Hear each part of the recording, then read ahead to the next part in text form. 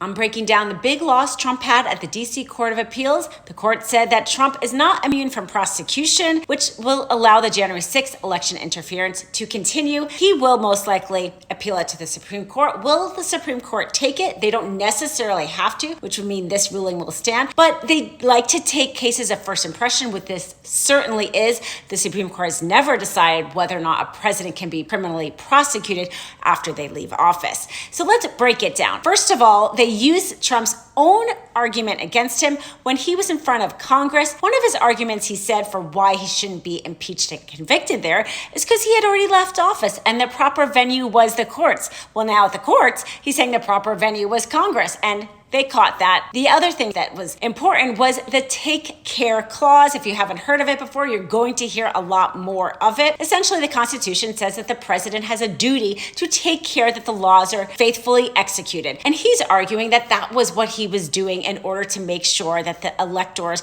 was proper with the election of Biden. The clause sounds like it would help Trump, but the reason it won't is that Trump did try to convince the courts that the election was stolen, so he needed to have these new electors.